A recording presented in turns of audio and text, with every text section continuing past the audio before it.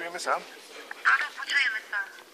Tak už je po 12:15, tak znova sa hlásime ako k tomu riaditeľovi sekčnému. Hej, ale pán riaditeľ zatiaľ neprišiel sem.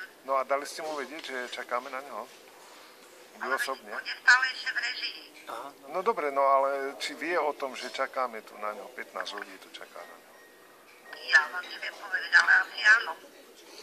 No tak ale však... To nehovorila, lebo som tu. Ale však máte istú zodpovednosť, však beriete plát, zdvihnete telefón, no tak vybavujete veci so mnou, telefonujeme spolu, tak hádam za to, že ste platená, tak mali ste mu dať vedieť. Prečo ste to neurobili? Ale ja nemôžem si do režie vydušovať počas vysielania. Vyhnevajte sa.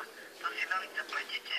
No neviem, že či počas vysielania, neviem, či sa nevyhovárate len na niečo.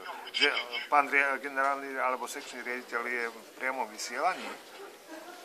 Teraz? Pán riaditeľ spravodajstva, áno.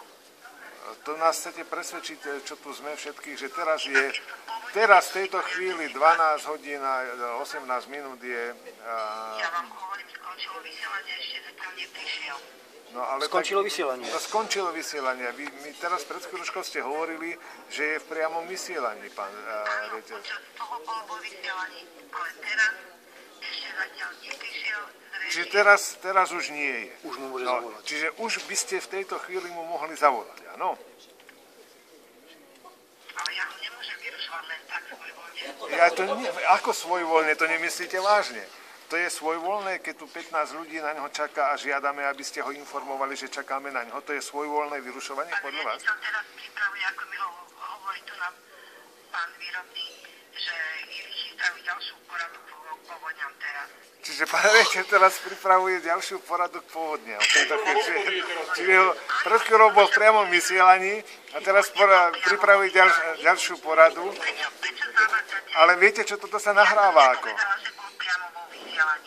Ja som povedala, že bol v režii. A to je veľký rozdiel. No, ale že ho nemôžete vyrušovať, keď je... Nie, v režii nemôžem.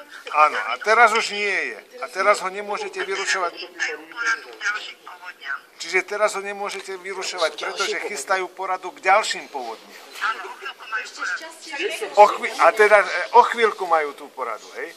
Na 12:30, no vidíte. No a to je 10 minút, čiže v priebehu tých 10 minút by ste mohli s ním hovoriť teda a dať mu tú informáciu, že tu na neho čaká 15 ľudí na Vavle. No ja môžem akože eventuálne za ním vybehnúť, ale... No, to by ste sa veľmi... Čo má oznámiť? No znova len toľko, že tu čaká na ňo 15 ľudí, že sme boli na ňo odporúčaní, že nás príjme a že bude s nami riešiť naše požiadavky. Áno, tak to vybavíte. A za chvíľu zavoláme. No určite dostanete za to svoj plat. Nehnevajte sa, ja za takéto veci, aj za iné veci dostávam plat. Aj za iné dostávate plat. No to som pochopil. Veď o to nám práve ide. O to nám práve ide, že aby ste dostávali ten plat za tie dôležité veci. Ale vy za čo dostávate plat? Ja za svoju prácu, milostivá pani, ale nie z vašich peňazí. Nie z vašich daní. Dobre? Ste spokojná s mojou odpoveďou. Tak budem volať za chvíľu. Ďakujem. Ja idem tomu povedať. No dobre, buďte tak dobrá.